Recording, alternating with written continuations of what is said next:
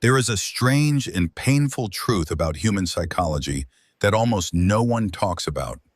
You don't push people away because you don't care. You push them away because care feels dangerous. And part 14 is about that danger, the invisible one that lives under your skin and shapes the way you love, trust, and allow people close. Most people think emotional distance comes from coldness, ego, pride, or indifference. But the reality is more complicated. Emotional distance is often fear. A fear so old, so deeply wired into your nervous system that you don't even recognize it as fear. To you, it feels like protection. If you grew up where affection was inconsistent, where love felt unpredictable, where connection came with conditions, where people disappointed you, abandoned you, or betrayed your trust, then your mind learned something early. Closeness leads to pain. Attachment equals vulnerability. Vulnerability equals danger. So now as an adult, your brain reacts to affection the way a wounded animal reacts to touch. Even gentle touch. It flinches, it withdraws, it runs. You don't push people away because you want to be alone. You push them away because your nervous system believes it's protecting you. This is why the people who care about you most can feel the most threatening, not because they've done anything wrong, but because caring itself activates old memories. When someone sees you, really sees you, it reminds you of being misunderstood. When someone chooses you, it reminds you of being rejected. When someone stays, it reminds you of being abandoned. Your mind doesn't separate past from present. It only recognizes patterns. And your pattern says, prepare for hurt. Here's the painful irony. People who fear abandonment often abandon first. Not out of cruelty, but survival. They leave to avoid being left. They withdraw to avoid exposure. They detach to avoid dependence. Because dependence feels like risk. Trust feels like a gamble. Love feels like surrender. And surrender feels like losing control.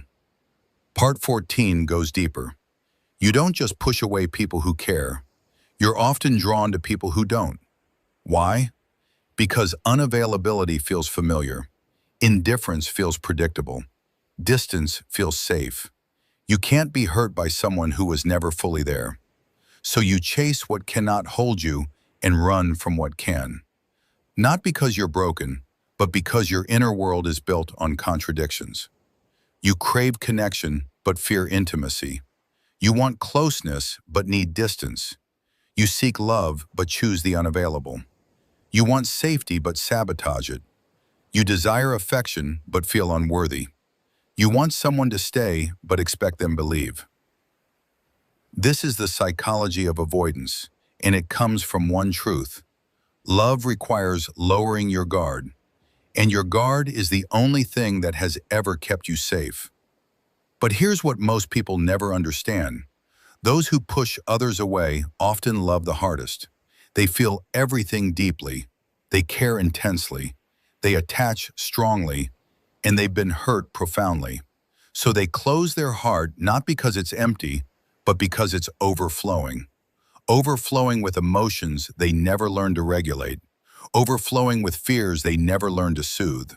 Overflowing with needs they never learned how to ask for. So instead of showing love, they hide it. Instead of asking for reassurance, they swallow it.